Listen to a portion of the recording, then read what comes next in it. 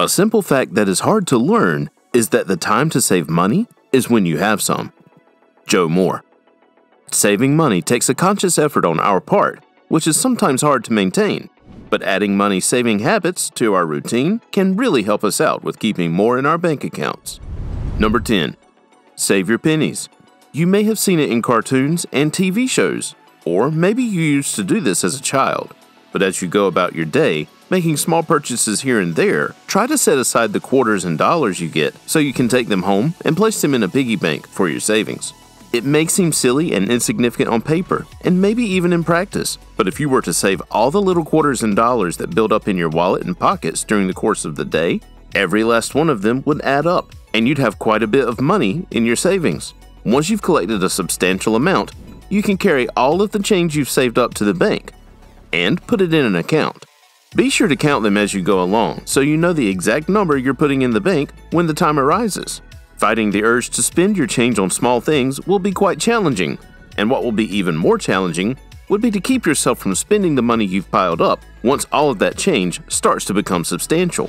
But self-control is one of the most important things to be mindful of on your saving journey. Number 9. Use cash.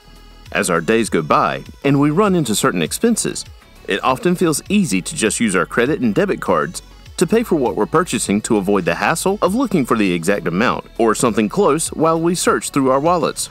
It's just so easy to swipe a card and go about our day, but this practice isn't always a good one to have as part of our daily routines since swiping both debit and credit cards come at a cost later. Constantly using credit cards will rack up our credit card bills and could possibly put us in debt while using debit cards takes directly out of our savings. That's why taking advantage of the cash we have on us at the moment is the best way to go.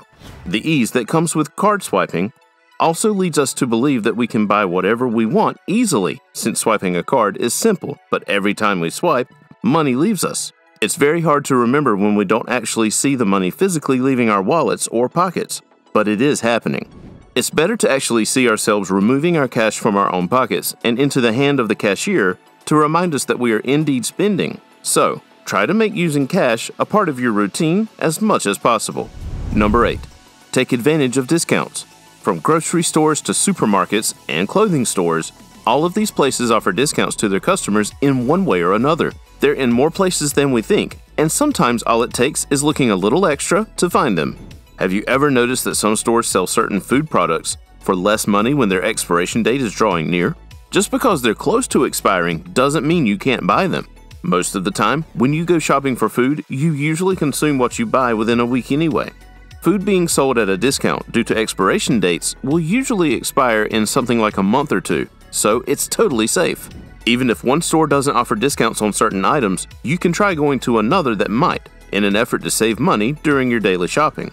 Just try to find them wherever you can and use them when you do. Discounts are put in place specifically to help customers save whatever they can, so always try to seize the opportunity when they are presented. Number 7. Be mindful of your assets.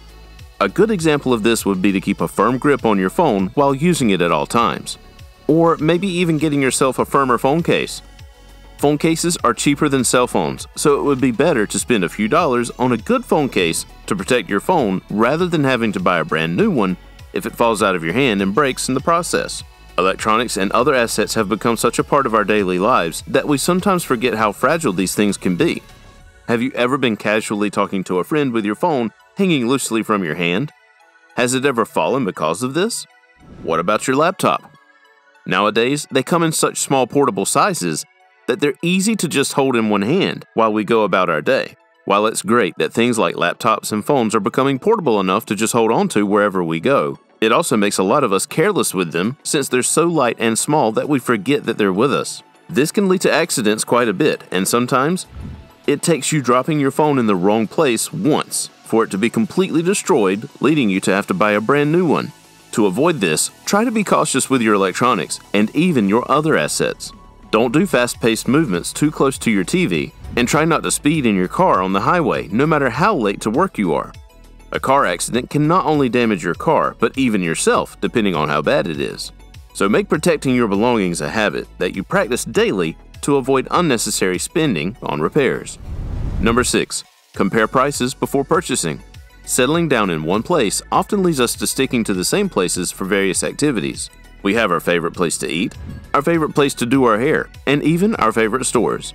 It makes us feel safe to visit the same store while we're shopping, since we know that they'll always have what we need. But sometimes, it's good to check out other options to see what their prices might look like.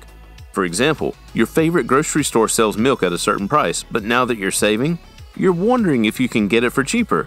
So, you head over to a different grocery store to see what their prices are looking like, and lo and behold, their milk sells at a lower price.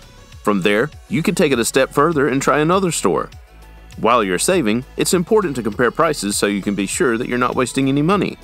When you go to the grocery or clothing store during the week, make it a habit to see if there are other stores with cheaper alternatives. Number 5. Cook your own meals. A lot of people make it a habit to buy lunch or even breakfast on the go to avoid cooking, but spending money on food all the time eats away at your savings slowly. Instead of doing this, cook your lunch the night before you go to work and make your own breakfast in the morning. It's so much better for your personal finances to just make your own food using your groceries. Why else do you buy groceries if not to make something for yourself? The more you do it, the more of a habit it will be and the more money you will save. Number 4. Avoid using vehicles.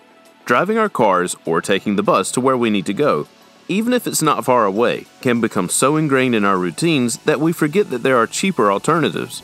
Do you own a bike? Are there places that you need to go that are within walking distance? You could use your bicycle or simply your own legs to get from place to place in order to save up on gas money. An example of using this would be that if you have to run errands on a Saturday, you can save yourself time and money by riding your bike to the places you need to go instead of struggling through traffic and having a hard time finding parking spaces on your way there. There's really no need to use a car. Nothing's more frustrating than getting stuck in traffic anyway. If most of the places you need to go to are within walking distance, then make up your mind to exercise and walk to where you need to go rather than driving or taking the bus. Making walking and riding rather than driving a part of your routine will not only save you money but also strengthen your body and improve your health. Number 3. Purchase groceries in bulk. Most of us probably visit the grocery store at least 3 times a week to replenish the food in our pantries.